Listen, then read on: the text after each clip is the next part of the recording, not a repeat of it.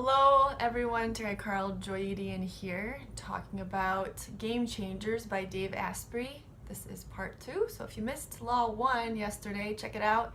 It was on using the power of no. Law 2 is never discover who you are. I'll come back to that in a moment. Just want to talk a little bit about Game Changers. I don't read too many books more than once up until now. But I love this book. I'm on my second time through and really enjoying it. I really wanted to break down these laws for you. And what Dave does with each law is he takes the experts in the field, he interviews them, and he distills that information for us. I'm going to break it down even more, get some tidbits that I've pulled out of it. So let's go back to Law 2. Never discover who you are. Every time I read that title, I'm thrown off because the first reaction is, well, don't we want to know who we are? The key is being intentional, not discovering who you are. That's that word that doesn't belong in there. And one of the people he talks about for this is Brendon Burchard, who talks about living a life of mediocrity and creeping misery. And I've been there. Have you been there? Versus a life of freedom and passion. Usually there's a feeling that goes with it for me. I call it like my soul is dying. And really, I think that's a pretty good description. If you're feeling passionate, you're in alignment with what your soul desires. And if you've lost that passion, it does feel like a slow death sometimes, maybe a little overdramatic for you. But that's what we want to do with our lives, is touch into that passion, become intentional. There are roadblocks that can get in the way. That can be putting ourselves down, or it could be others not supporting who we are or what we want. Can you think of thoughts right now where they were keeping you back from where you wanted to go, those paradigms, and do you know where they're coming from? What's the solution to this? Brendon suggests a competence-confidence loop. Getting interested in your passion, wanting to understand it more, gaining confidence to learn more, then learning more, building a loop that eventually leads into mastery of yourself. Really, it's about mastery of yourself. And a practice that's recommended is picking 3 words to describe your ideal self, that intentional self. I've been working on this morning. I tried it once in the past.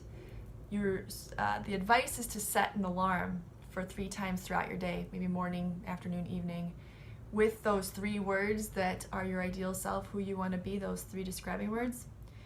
And then the alarm goes off and reminds you, it gets you on point to be engaging and acting with who you want to be throughout the day.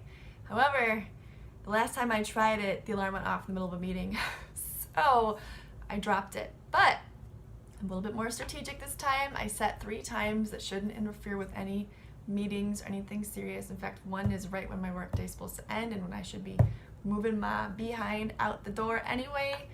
So I'm trying it again. My 3 words are illuminating, serene, and passionate.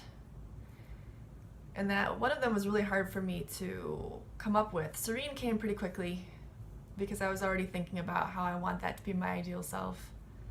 I've had experiences where I was completely in the moment, where I felt really connected with who I really was, and that was really powerful for me, and I think it was powerful for those around me, and I want to continue that. I've had past life experiences with that as well.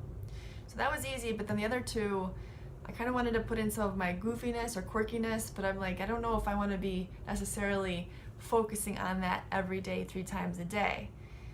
So came up with passionate because I'm a strong believer in energy and the power of joy and the power of energy to move things forward, which will come up again in a minute.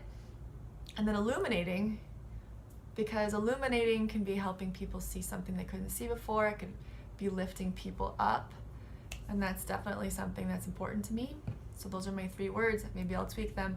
What are your 3 words? If you want to try this activity, please comment below so that we can share this together.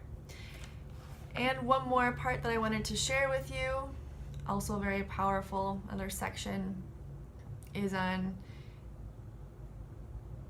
thinking about who you want to be. And maybe you have the question, well, what if I don't know who I intentionally want to be. What I love is they say in the book, you always have known who you want to be, you've just forgotten. And that's something I've heard before, and I strongly resonate. I strongly believe that. If you look back in your life, if you look back to when you were a kid, you had ideas of who you might want to be. You had things you were interested in. Maybe some of them, if you're like me, you began to think couldn't happen, you couldn't maybe make money out of it, or you didn't know where it could take you, so you gave them up. But you've had those interests, maybe you've even had certain skills that just came naturally to you that you enjoy but don't really take seriously. So it's there. You just have to remember.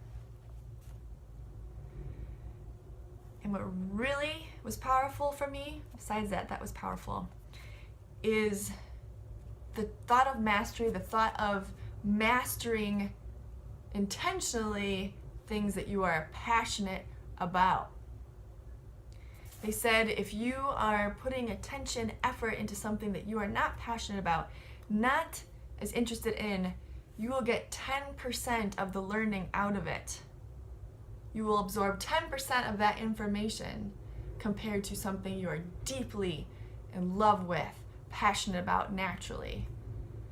So putting time into something that you're not really interested in is a time waster. I was like, whoa. Because efficiency is really on my mind these days, particularly with work. So that was really fascinating. I'm thinking about how I can apply that to my life. An activity that connects with that is looking at your day. What percent of your time are you doing things that drain you? What percent of your day are you doing things that you don't mind so much? And what percent of your day are you spending on things that give you joy? Activities, learnings, anything that just lifts you up. And the book encourages you to set a goal. I said this is not how most people live, but the goal of 0% on the things that drain you, 10% on the things you don't mind, and 90% of the things that bring you joy. Imagine a life like that. And things that bring me joy might be different than things that bring you joy. That's what makes the world go round. All of our dreams are different, our ideal selves are different, and that's how things work. That's how we can be more complete, more efficient as a world, as a society, as a group, as a neighborhood. I'd love to know what you got out of this. What was your takeaway? And I will see you again next time for Law 3 of Game Changers with Dave Asprey. If you want to catch all of these, make sure that you subscribe, and we'll see you again.